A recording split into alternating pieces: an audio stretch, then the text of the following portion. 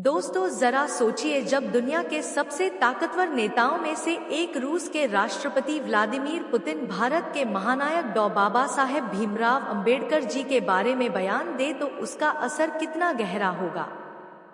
यही हुआ है। हाल ही में पुतिन ने एक प्रेस कॉन्फ्रेंस में भारत और उसके लोकतंत्र पर बोलते हुए ऐसा नाम दिया जिसे सुनकर भारत ही नहीं पूरी दुनिया में चर्चा छिड़ गई।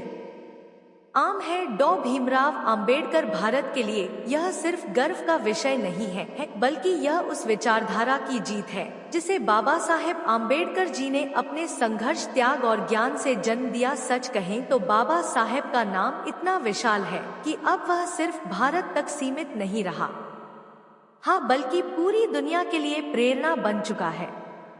दोस्तों, इस वीडियो की शुरुआत मैं आपसे एक सवाल से करना चाहता हूँ। क्या आपने कभी सोचा था कि रूस के राष्ट्रपति पुतिन, जो दुनिया की सबसे बड़ी ताकत में से एक का नेतृत्व करते हैं, वे भारत के किसी नेता का जिक्र करेंगे?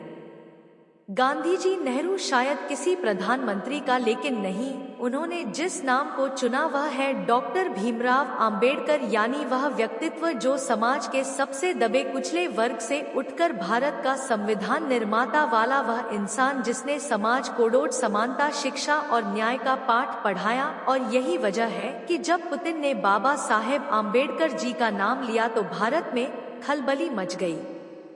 तो दोस्तों, हमारी आपसे एक ही विनती है, अगर आप चैनल पर नए हो तो चैनल को अभी के अभी सब्सक्राइब करो और वीडियो को भी लाइक कर दो और वीडियो अपने दोस्तों के साथ शेयर रहे हैं। और हाँ, अगर आप इस वीडियो को अंत तक नहीं देख सकते तो अभी वीडियो को छोड़ दें। तो चलिए वीडियो शुरू करते हैं। दोस्तों, हाल ही में एक प्रेस कॉन्फ्रेंस में पुतिन ने कहा, भारत के इतिहास और आधुनिक लोकतंत्र को समझे बिना दुनिया को समझना असंभव है। और जब हम भारत की बात करते हैं तो डॉक्टर भीमराव अंबेडकर का नाम सबसे पहले सामने आता है। उन्होंने न केवल करोड़ों दबे कुचले लोगों को सम्मान और अधिकार दिलाए, बल्कि एक ऐसा संविधान बनाया जो आज भी दुनिया के सबसे प्रगतिशील दस्तावेजों में गिना जाता है। मैं व्यक्तिगत रूप से मानता हूँ कि अंबेडकर की सोच केवल भारत तक सीमित नहीं थी। समानता, शिक्षा और न्याय के उनके विचार वैश्विक मानवता की धरोहर है। रूस और भारत के संबंध गहरे ऐतिहासिक है और अंबेडकर जैसे महान नेता उन मूल्यों की याद दिलाते हैं जो हमें जोड़ते हैं। आज जब दुनिया जातीय भेदभाव और असमानता जैसी चुनौतियों से जूझ रही है, तब अंबेडकर की शिक्षा और विचार और भी प्रासंगिक हो जाते हैं। रूस भारत की महान विरासत को सम्मान देता है। दोस्तों, यह बयान सुनकर भारत भर में खलबली मचना लाजिमी था। पुतिन जैसे नेता ने अंबेडकर जी का जिक्र सिर्फ भारतीय राजनीति या इतिहास की वजह से नहीं किया, बल्कि इसलिए किया क्योंकि उनकी विचारधारा वक्त से परे है। दोस्तों, बाबा साहेब अंबेडकर जी का नाम आज दुनिया के हर उस कोने में लिया जाता है जहां इंसाफ, समानता और शिक्षा की बात होती है। अमेरिका में उनकी जयंती मनाई जाती है। ब्रिटेन में उनके लंदन वाले घर को संरक्षित किया गया है।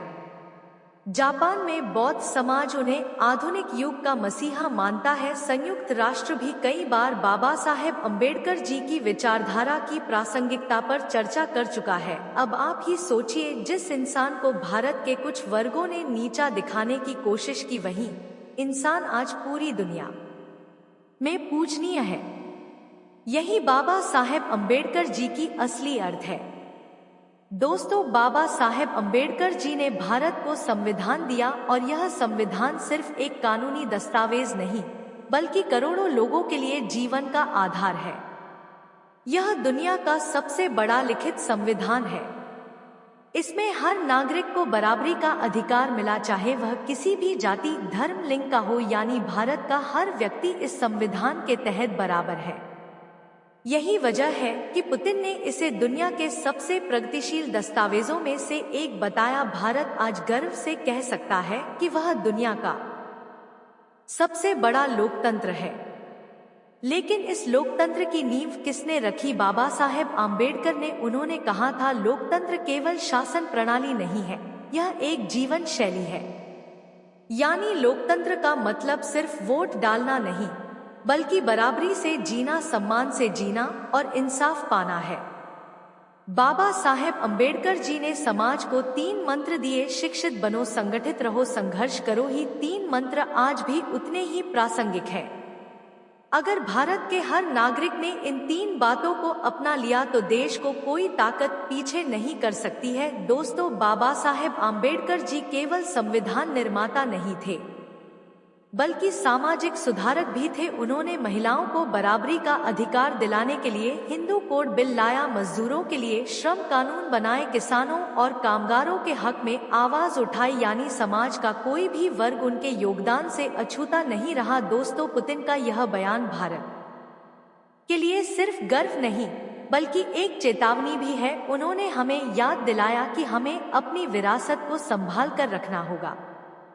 आज भारत को यह सोचना होगा कि क्या हम सच में आम्बेडकर के बताए रास्ते पर चल रहे हैं। क्या समाज में जातिवाद पूरी तरह खत्म हुआ है? क्या हर किसी को शिक्षा और अवसर मिल रहे हैं? क्या महिलाओं को बराबरी का हक मिला है? अगर इन सवालों का जवाब नहीं है तो इसका मतलब है कि हमें अभी बहुत लंबा रास्ता तय करना है। दोस्तों, बाबा साहेब आम्बेडकर जी का योगदान असीमित है। उन्होंने दलितों को आवाज दी, पिछड़ों को सम्मान दिलाया, महिलाओं को बराबरी दिलाई, मजदूरों और किसानों के हक की लड़ाई लड़ी, भारत को लोकतंत्र दिया। संविधान के जरिए हर नागरिक को बराबरी और इंसाफ का अधिकार दिलाया। आज जब दुनिया नस्लभेद, धार्मिक कट्टरता, लिंग भेद और असमानता जैसी समस्याओं से जूझ रही है, तब बाबा साहेब आम्बेडकर जी के विचार और भी महत्वपूर्ण हो जाते हैं। अमेरिका में नस्लभेद की घटनाएं होती हैं, यूरोप में प्रवासियों के साथ भेदभाव होता है, एशिया में जातिवाद और धार्मिक भेदभाव मौजूद है, लेकिन बाबा साहेब अम्बेडकर जी की सोच हमें बताती है कि समाधान सिर्फ समानता और इंसाफ में है। दोस्तों, बाबा साहेब अम्बेडकर की विरासत बहुत बड़ी है, लेकिन सवाल यह है कि क्या हम उसे संभाल पा रहे हैं। उनकी विरासत सिर्फ मूर्तियों और समारोहों में नहीं है, बल्कि हमारे रोजमर्रा के जीवन में है। जब हम किसी को बराबरी से देखते हैं तो वह बाबा साहेब अम्बेडकर जी की विरासत है। जब हम किसी को शिक्षा का अवसर देते हैं तो वह बाबा साहेब अम्बेडकर जी की विरासत है। जब हम अन्याय के खिलाफ आवाज उठाते हैं तो वह बाबा साहेब अम्बेडकर जी की विरासत है। दोस्तों, पुतिन का यह बयान हमें यह सिखाता है कि बाबा साहेब अम्बेडकर जी सिर्फ भारत के नहीं बल्कि पूरी दुनिया के नायक है। उनकी सोच समय और सीमाओं से परे है। अगर हमें सच में एक बेहतर भारत और बेहतर दुनिया बनानी है तो हमें बाबा साहेब के रास्ते पर चलना होगा।